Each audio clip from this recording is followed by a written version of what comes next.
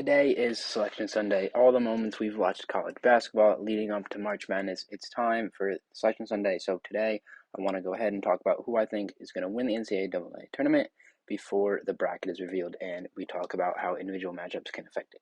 So I want to start it off by looking at the past winners. If you look at the Baylor Bears championship team, the Virginia Cavaliers championship team, Villanova's championship team, and UNC past four champions.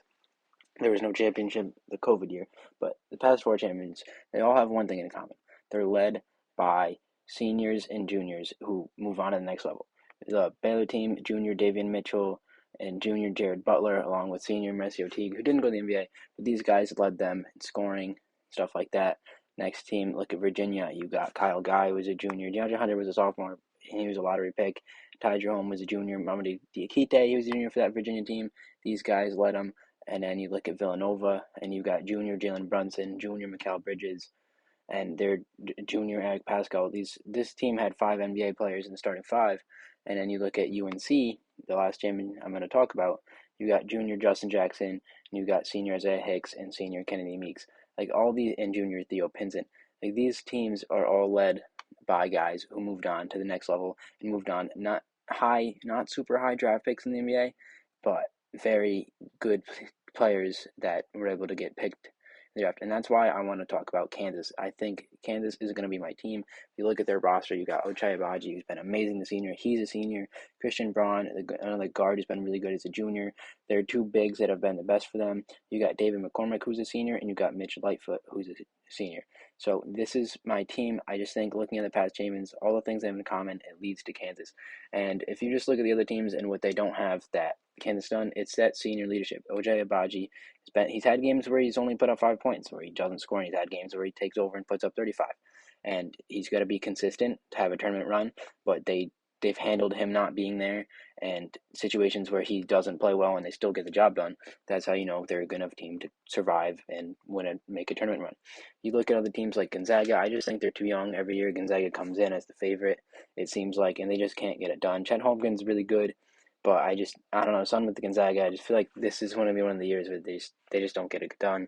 It's been Gonzaga every year, it seems like sun comes up and they don't get it, but Gonzaga would be my number 2 if I weren't to go with Kansas. And you look at teams like Duke, UCLA, these younger, Duke and Kentucky, these younger teams that just are really scary with the NBA talents that they have, but they never seem to put it together to win a championship run. I know Duke's going to be playing for Coach K, but I don't see it. And you got look at former champion Baylor; they're just not as well aged in my opinion, like they were last year. They don't have quite the senior leadership. They got a couple guys out on injury. I know that, but I think they got kind of not lucky last year. They had a really good run, but just they're missing some guys that were big pieces, like mainly David Mitchell. I think he's going to be really good for the Kings.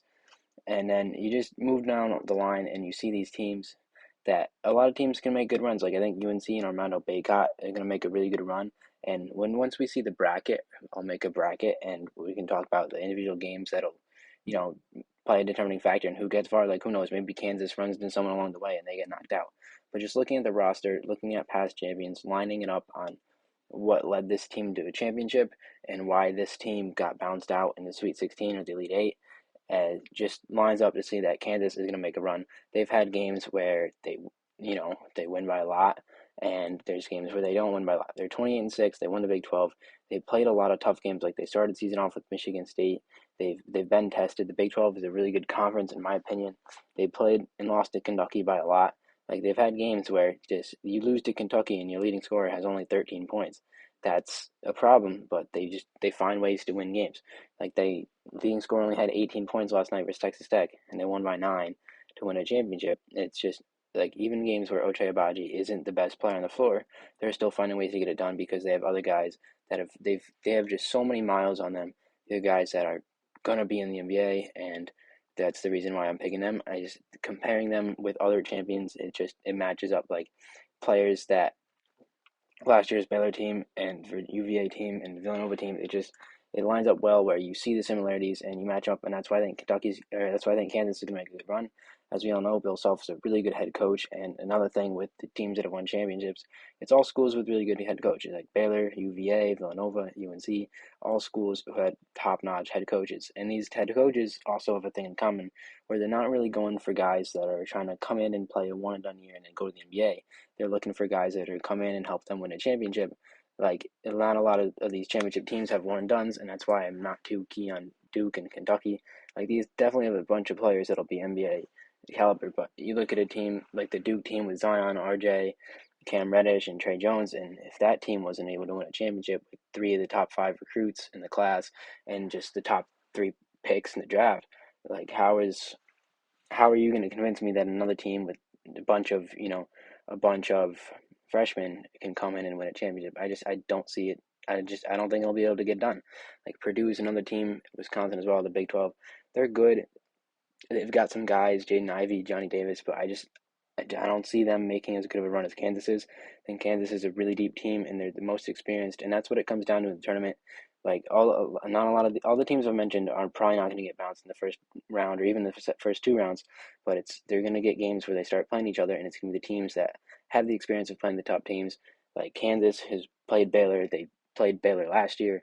Like they've had the experience of playing teams that have won championships, playing on a bunch of other top teams, and I think that's what's going to help them get to where they need to be and to winning a championship. It's like the reason UNC was able to beat Duke on Coach K's last game is because the senior leadership of pretty much Armando Bacot and their guard.